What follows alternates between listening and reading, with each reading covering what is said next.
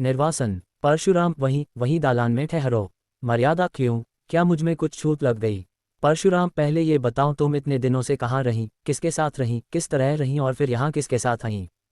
तब विचार देखी जाएगी। मर्यादा क्या इन बातों को पूछने का यही वक्त है, फिर अवसर न मिलेगा? परशुराम हाँ यही बात है। तुम स्नान करके नदी से तो मेरे साथ ही निकली थीं।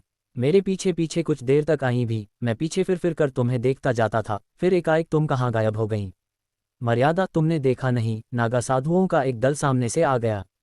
सब आदमी इधर उधर दौड़ने लगे। मैं भी धक्के में पड़कर जाने किधर चली गई। जरा भीड़ कम हुई तो तुम्हें ढूंढने लगी, बासु का नाम ले लेकर पुकारने लगी, पर तुम न दिखाई दिए।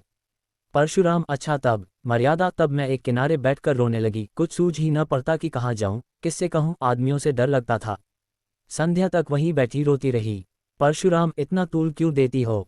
वहां से फिर कहाँ गईं? मर्यादा संध्या को एक युवक ने आकर मुझसे पूछा, तुम्हारे घर के लोग कहीं खो तो नहीं गए हैं?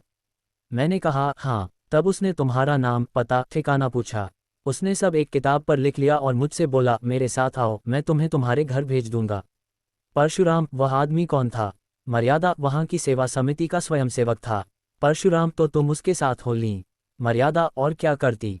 वह मुझे समिति के कार्यालय में ले गया।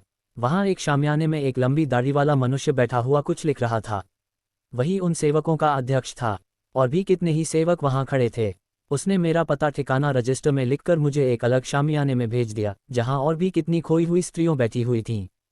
परशुराम तुमने उसी वक्त अध्यक्ष से क्यों न कहा कि मुझे पहुंचा दीजिए? मर्यादा मैंने एक बार नहीं सैकड़ों बार कहा, लेकिन वह ये कहते रहे, जब तक मेला न खत्म हो जाए और सब खोई हुई स्त्रियां एकत्र न हो जाएं, मैं भेजने का प्रबंध नहीं कर सकता। मेरे पास न इतने आदमी हैं, न इतना धन। परशुराम धन की तुम्हें क्या कमी थी? कोई एक सोने की चीज बेच देती तो काफी रुपए मिल जाते। मर्यादा आदमी तो नहीं थे। परशुराम तुमने ये कहा था कि खर्च की कुछ चिंता न कीजिए, मैं अपने गहने बेचकर अदा कर दूंगी। मर्यादा सब स्त्रियां कहने लगी, घबराई क्यों जाती हो? यहाँ किस बात का डर है? हम सभी जल्द अपने घर पहुंचना चाहती है, मगर क्या करें? तब मैं भी चुप हो रही। परशुराम और सब स्त्रियां कुएं में गिर पड़ती तो तुम भी गिर पड़ती। मर्यादा जानती तो थी कि यह लोग धर्म के नाते मेरी रक्षा कर रहे हैं, कुछ मेरे नौकरी या मजूर नहीं हैं, फिर आग्रह किस मुंह से करती? ये बात भी है कि बहुत सी स्त्रियों को वहां देखकर मुझे कुछ तसल्ली हो गई। परशुराम हाँ, इससे बढ़कर तस्कीन की और क्या बात हो सकती थी? अच्छा, वहां के दिन तस्कीन का आनंद उठाती रही। मेला तो दूसरे ही दिन उठ गया होगा। मर्यादा रात भर मैं स्त्रियों के साथ उसी शामियाने में रही। परशुराम अच्छा, तुमने मुझे तार क्यों न दिलवा दिया? मर्यादा मैंने समझा, जब ये लोग पहुंचाने की कहते ही हैं तो तार क्यों दूं? परशुराम खैर, रात को तुम वहीं रही। युवक बार बार भीतर आते रहे होंगे। मर्यादा केवल एक बार एक सेवक भोजन के लिए पूछने आया था, जब हम सबों ने खाने से इनकार कर दिया तो वह चला गया और फिर कोई न आया। मैं रात भर जगती रही। परशुराम यह मैं कभी न मानूंगा कि इतने युवक वहां थे और कोई अंदर न गया होगा। समिति के युवक आकाश के देवता नहीं होत। खैर, वह दाढ़ी वाला अध्यक्ष तो जरूर ही देखभाल करने गया होगा। मर्यादा हाँ, वह आते थे, पर द्वार पर से पूछ कर लौट जाते थे। हाँ, जब एक महिला के पेट में दर्द होने लगा था तो 2-3 बार दवाएं पिलाने आए थे। परशुराम निकली न वही बात। मैं इन धूर्तों की नस नस पहचानता हूँ। विशेषकर तिलक मालाधारी दधियलों को मैं गुरु घंटाल ही समझता हूँ। तो वे महाशय कई बार दवाई देने गए। क्यों, तुम्हारे पेट में तो दर्द नहीं होने लगा था? मर्यादा तुम एक साधु पुरुष पर आक्षेप कर रहे हो। वह बेचारे एक तो मेरे बाप के बराबर थे, दूसरे आंखें नीची किए रहने के सिवाय कभी किसी पर सीधी निगाह नहीं करते थे। परशुराम हाँ, वहां सब देवता ही देवता जमा थे। खैर, तुम रात भर वहां रहीं। दूसरे दिन क्या हुआ? मर्यादा दूसरे दिन भी वहीं रही।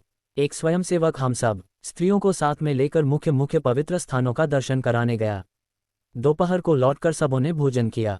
परशुराम तो वहां तुमने सैर सपाटा भी खूब किया, कोई कष्ट न होने पाया। भोजन के बाद गाना बजाना हुआ होगा। मर्यादा गाना बजाना तो नहीं, हाँ, सब अपना अपना दुखड़ा रोती रहीं। शाम तक मेला उठ गया तो 2 सेवक हम लोगों को लेकर स्टेशन पर आए। परशुराम मगर तुम तो आज 7वें दिन आ रही हो और वह भी अकेली। मर्यादा स्टेशन पर एक दुर्घटना हो गई। परशुराम हाँ, ये तो मैं समझ ही रहा था। क्या दुर्घटना हुई? मर्यादा जब सेवक टिकट लेने जा रहा था तो एक आदमी ने आकर उससे कहा, यहाँ गोपीनाथ के धर्मशाला में एक आदमी ठहरे हुए हैं, उनकी स्त्री खो गई है, उनका भला सास नाम है, गोरे गोरे लंबे से खूबसूरत आदमी है, लखनऊ मकान है, जवाई टोले में। तुम्हारा हुलिया उसने ऐसा ठीक बयान किया कि मुझे उस पर विश्वास आ गया। मैं सामने आकर बोली, तुम बाबूजी को जानते हो? वह हंसकर बोला, जानता नहीं हूं तो तुम्हें तलाश क्यों करता फिरता हूं। तुम्हारा बच्चा रो रो कर हलकान हो रहा है। सब औरतें कहने लगीं, चली जाओ, तुम्हारे स्वामी जी घबरा रहे होंगे। स्वयंसेवक ने उससे 2-4 बातें पूछकर मुझे उसके साथ कर दिया। मुझे क्या मालूम था कि मैं किसी नर पिशाच के हाथों पड़ी जाती हूँ। दिल में खुशी थी कि बासु को देखूंगी, तुम्हारे दर्शन करूंगी। शायद इसी उत्सुकता ने मुझे असावधान कर दिया। परशुराम, तो तुम उस आदमी के साथ चल दी। वह कौन था? मर्यादा, क्या बतलाऊं कौन था? मैं तो समझती हूँ कोई दलाल था। परशुराम, तुम्हें यह न सूझी कि उससे कहती, जाकर बाबूजी को भेज दो। मर्यादा, अदिन आते हैं तो बुद्धि भ्रष्ट हो जाती है। परशुराम, कोई आ रहा है। मर्यादा, मैं गुस्लखाने में छिपी जाती हूँ। परशुराम, आओ भाभी, क्या अभी सोई नहीं? 10 तो बज गए होंगे। भाभी, वासुदेव को देखने को जी चाहता था भैया, क्या सो गया? परशुराम, हाँ, वह तो अभी रोते रोते सो गया। भाभी, कुछ मर्यादा का पता मिला? अब पता मिले तो भी तुम्हारे किस काम की? घर से निकली स्त्रियां थान से छूटी हुई घोड़ी हैं, जिसका कुछ भरोसा नहीं। परशुराम, कहाँ से कहाँ लेकर मैं उसे नहाने लगा। भाभी, होनहार हैं भैया, होनहार। अच्छा, तो मैं जाती हूँ। मर्यादा, बाहर आकर, होनहार नहीं हूँ, तुम्हारी चाल है। वासुदेव को प्यार करने के बहाने तुम इस घर पर अधिकार जमाना चाहती हो। परशुराम, बको मत, वह दलाल तुम्हें कहाँ ले गया? मर्यादा, स्वामी, यह न पूछिए, मुझे कहते लज्जा आती है। परशुराम, यहाँ आते तो और भी लज्जा आनी चाहिए थी। मर्यादा, मैं परमात्मा को साक्षी देती हूँ कि मैंने उसे अपना अंग भी स्पर्श नहीं करने दिया। परशुराम, उसका हुलिया बयान कर सकती हो? मर्यादा, सांवला सा छोटे डील डॉल का आदमी था, नीचा कुर्ता पहने हुए था। परशुराम, गले में ताबीज भी थी? मर्यादा, हाँ, थी तो। परशुराम, वह धर्मशाले का मेहतर था। मैंने उससे तुम्हारे गुम हो जाने की चर्चा की थी। वह उस दुष्ट ने उसका वह स्वांग रचा। मर्यादा, मुझे तो वह कोई ब्राह्मण मालूम होता था। परशुराम, नहीं, मेहतर था। वह तुम्हें अपने घर ले गया? मर्यादा, हाँ, उसने मुझे तांगे पर बैठाया और एक तंग गली में एक छोटे से मकान के अंदर ले जाकर बोला, तुम यहीं बैठो, तुम्हारे बाबूजी यहीं आएंगे। अब मुझे विदित हुआ कि मुझे धोखा दिया गया। रोने लगी। वह आदमी थोड़ी देर बाद चला गया और एक बुढ़िया आकर मुझे भांति भांति के प्रलोभन देने लगी। सारी रात रो रोकर काटी। दूसरे दिन दोनों फिर मुझे समझाने लगे कि रो रो कर जान दे दोगी, मगर यहाँ कोई तुम्हारी मदद को ना आएगा। तुम्हारा एक घर टूट गया, हम तुम्हें उससे कहीं अच्छा घर देंगे जहाँ तुम सोने के कौर खाओगी और सोने से लद जाओगी। लब मैंने देखा कि यहाँ से किसी तरह नहीं निकल सकती तो मैंने कौशल करने का निश्चय किया। परशुराम, खैर, सुन चुका। मैं तुम्हारा ही कहना मान लेता हूँ कि तुमने अपने सतीत्व की रक्षा की, पर मेरा हृदय तुमसे घृणा करता है। तुम मेरे लिए फिर वह नहीं निकल सकती जो पहले थी।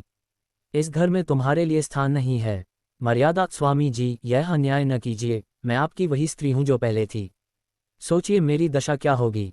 परशुराम, मैं ये सब सोच चुका और निश्चय कर चुका। आज 6 दिन से यह सोच रहा हूँ। तुम जानती हो कि मुझे समाज का भय नहीं। छूत विचार को मैंने पहले ही तिलांजलि दे दी, देवी देवताओं को पहले ही विदा कर चुका। पर जिस स्त्री पर दूसरी निगाहें पड़ चुकी, जो 1 सप्ताह तक न जाने कहाँ और किस दशा में रही, उसे अंगीकार करना मेरे लिए असंभव है। अगर अन्याय है तो ईश्वर की ओर से है, मेरा दोष नहीं। मर्यादा, मेरी विवशमा पर आपको जरा भी दया नहीं आती। परशुराम, जहाँ घृणा है वहाँ दया कहाँ? मैं अब भी तुम्हारा भरण पोषण करने को तैयार हूँ। जब तक जीऊंगा तुम्हें अन्न वस्त्र का कष्ट न होगा, पर तुम मेरी स्त्री नहीं हो सकती। मर्यादा, मैं अपने पुत्र का मुंह न देखूं अगर किसी ने स्पर्श भी किया हो। परशुराम, तुम्हारा किसी अन्य पुरुष के साथ क्षण भर भी एकांत में रहना तुम्हारे पतिव्रत को नष्ट करने के लिए बहुत है। यह विचित्र बंधन है, रहे तो जन्म जन्मांतर तक रहे, टूटे तो क्षण भर में टूट जाए। तुम ही बताओ, किसी मुसलमान ने जबरदस्ती मुझे अपना उच्छेद भोजन खिला दिया होता तो मुझे स्वीकार करती? मर्यादा, वह तो दूसरी बात है। परशुराम, नहीं, एक ही बात है। जहाँ भावों का संबंध है वहाँ तर्क और न्याय से काम नहीं चलता। यहाँ तक अगर कोई कह दे कि तुम्हारे पानी को मेहतर ने छू लिया है, तब भी उसे ग्रहण करने से तुम्हें घृणा आएगी। अपने ही दिन से सोचो कि तुम्हारे साथ न्याय कर रहा हूँ या अन्याय। मर्यादा, मैं तुम्हारी छुई चीजें न खाती, तुमसे पृथक रहती, पर तुम्हें घर से तो न निकाल सकती थी। मुझे इसलिए न दुत्कार रहे हो कि तुम घर के स्वामी हो और कि मैं इसका पालन करते जाऊं। परशुराम, ये बात नहीं है, मैं इतना नीच नहीं हूँ। मर्यादा, तो तुम्हारा यही अंतिम निश्चय है? परशुराम, हाँ, अंतिम। मर्यादा, जानते हो इसका परिणाम क्या होगा? परशुराम, जानता भी हूँ और नहीं भी जानता। मर्यादा, मुझे वासुदेव ले जाने दोगे? परशुराम, वासुदेव मेरा पुत्र है।